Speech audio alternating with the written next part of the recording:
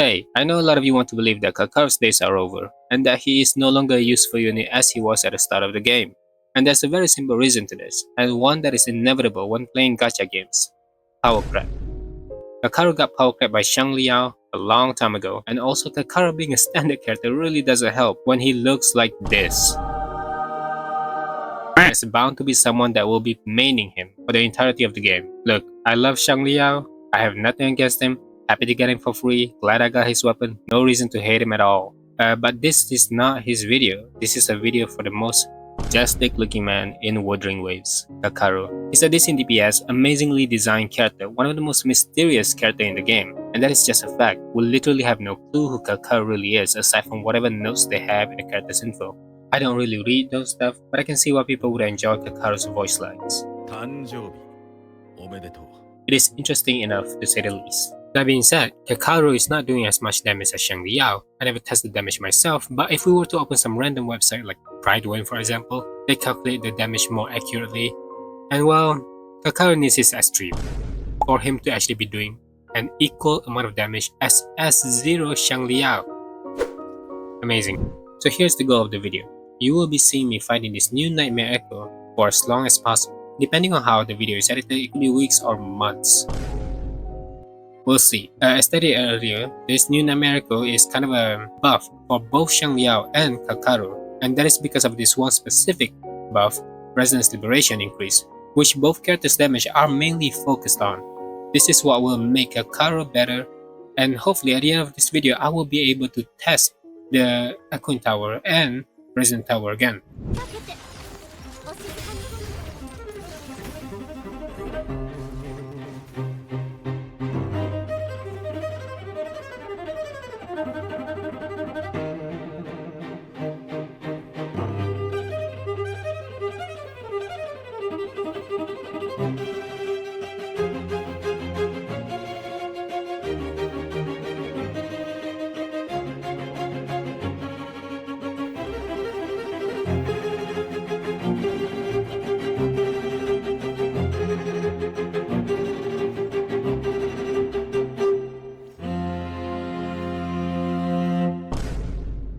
It has been months since I started building Kakarot again, fighting the same boss over and over, but I did stop for just a bit because Cantrella came by and I had to build her, started making a video out of that.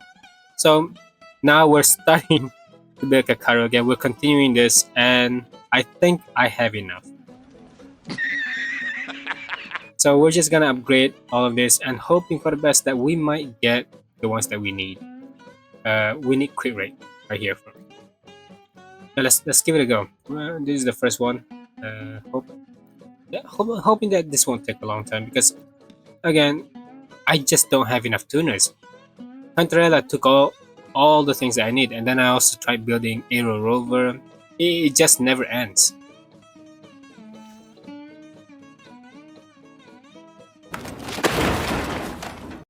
Many months later. I'll admit, I didn't expect this video to go on for this long. I didn't forget this video exists, by the way. Thought about it every day. Genuinely wanted to finish this in maybe less than a month, but look at where we are now. We got Cantrella, Zani, Cartethyia, all of them got their signatures. I had to prioritize these characters, and at that point, Calcharo's videos just feel like a side quest. But trust me, I did not forget about Calcharo. We got his S2 from losing 50-50. We got S3 in the standard banner. As for the weapon, I did not pull for Lupa's weapon because I feel like I will lose a lot of stats. There's gonna be a lot of wasted stats. So instead of using that Lupa's weapon that everybody has been going on and on about, that is one of the best Calcharo's weapon, I prefer the standard weapon due to it giving energy regen, which I desperately need. My timing building Calcharo was a complete disaster, and I was going to accept the bare minimum from the main Echo. This was the Echo that I was going to use. And oh boy, I did got really lucky later on. Took a while, but this Calcharo right here is ready.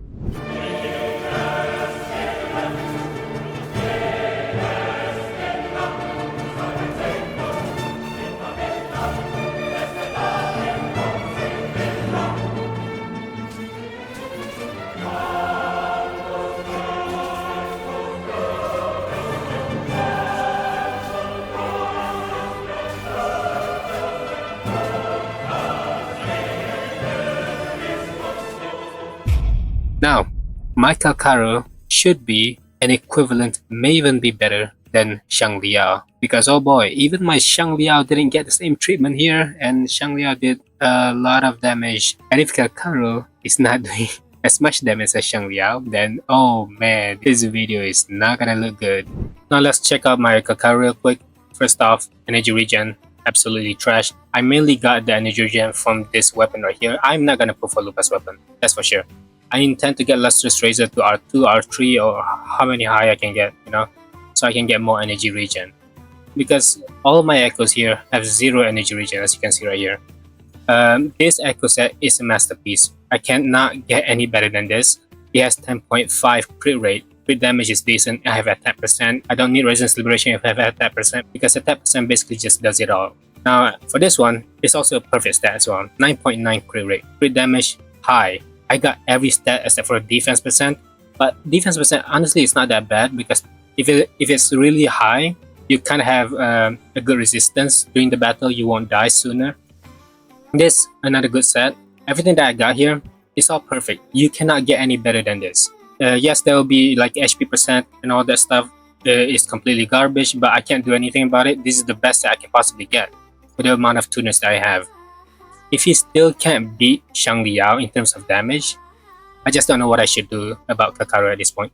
Because everything I level up is kind of the same as Xiangliao as well. Except Xiangliao's, his echo set is not as good as Kakarot. I didn't spend that much time. I have crit rate 6.3. Crit damage right here is pretty huge. 12.6 crit damage. Good set though, really decent set. It has all the stats that I need, except for the attack, flat attack. I would much prefer attack percent, but it's fine, it's fine. This one is really good as well. This is the perfect stat. Even though the crit damage is low, I'll take it. I probably won't change it anytime soon. This one, pretty damn good as well. I'm probably not gonna change it. What about this one? It doesn't have any crit rate. Although I don't think my Xiangliao really needs any crit rate, since he already have about 83%. Now that you've seen the stats, clearly Kakarot right here has the better stats. Again, if Kakarot couldn't clear the Tower of Adversity faster than Xiangliao, then I guess this video is kind of pointless. I did thought of just using Shortkeeper at first, but I think Verena is way better because she swapped a lot faster. She just gave buff, and the swapping will just get me to Kakarot a lot easier. I'll be using the same 2 characters for Xiangliao's team as well. Okay, look, I haven't played Kakarot in a bit. That goes the same for Xiangliao actually. So we're just gonna go through this and see how it goes, okay? I already messed up. I messed up a lot right there. I got hit so many times already with Verena is getting hit a lot. Dodge. On. Yelling, get your forte, damn it. Oh my god. She's not getting her forte out. What the hell is even that? That was a lucky dodge. Okay, good. Is the ult? Kill him. That's a nice damage right there. 82k. But still couldn't top Xiangliao's damage ult. It's like around, I don't know, like 100, over 100k. That is Xiangliao. Crazy, man. Like I still feel like Xiangliao does better damage, but we'll see. This is S3 Kakarot, man. He better be doing better time. Come on, dodge. Nice. Alright. I want to get frozen by that thing again. This boss is so annoying that he's able to froze you. Come on. I feel like I'm missing a lot of damage for some reason. Yeah, I didn't use my skill. Using skill and that increased the resistance situation. Damn it. Alright, that's fine. Oh my god, come on. See, that's the problem with getting used to Shortkeeper, because Shortkeeper lets you kind of auto dodge after you get bounced by the enemy. And using Verena again, yes.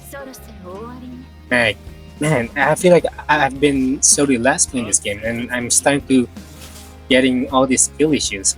Yeah, that is how it works. I don't remember the time. I'll probably play it again, show it the time.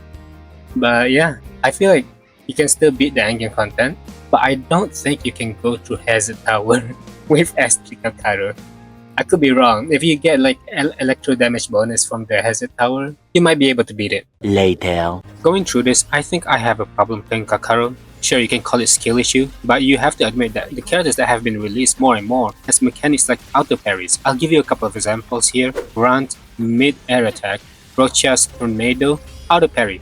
We do have Zani's parry timing, and that does involve skills, but her way of parrying kind of defeats the purpose of having skill issues, because her whole gameplay benefits from her parry. She does do more damage through parrying. So even if her playstyle is slow, due to the amount of times you're locked in your parry position, you will still end up doing higher damage due to it. High risk, high reward type of stuff, right? And I don't really need to explain how cartethyia works. She completely breaks the game. Xiang Liao here have some moments of auto parrying as well. When you're in your out form, you're not only moving so fast as if you're dodging every attack from the enemies. Your forte that kind of holds for a moment slowing time, either able to break the shield immediately or you parry the enemy to the point that shield breaks. My point is, these new characters that we have feel so relaxed to play, and I think that's why when you go back to characters like Calcharo or Dungeon, you're gonna feel a little bit rusty playing them.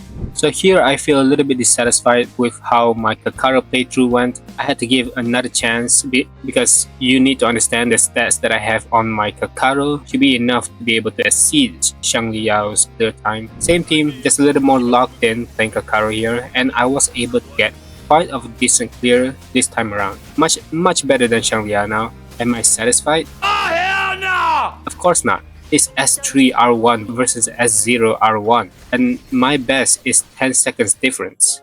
This just made it seem like Calcharo is one hell of an expensive character to play. But look, if you ask me who do I enjoy more, Calcharo or Xiang Liao, Calcharo all the way. His attack patterns, the need to dodge and constantly control the character, makes the gameplay more genuine, and I hope to God that I get him to S6 one day, because just reading the fact that he summons those phantoms as coordinated attacks, Yeah, boy. it's pretty good. Well, thank you for watching the video. This is just a fun video at the end of the day. I do hope you guys enjoy watching it. I've been wanting to make a Kakarot video for as long as I can remember. This game just have constant updates, not a bad thing by the way. But I really just had to keep postponing making this video. Anyway, thanks for watching. Subscribe if you enjoy. See ya.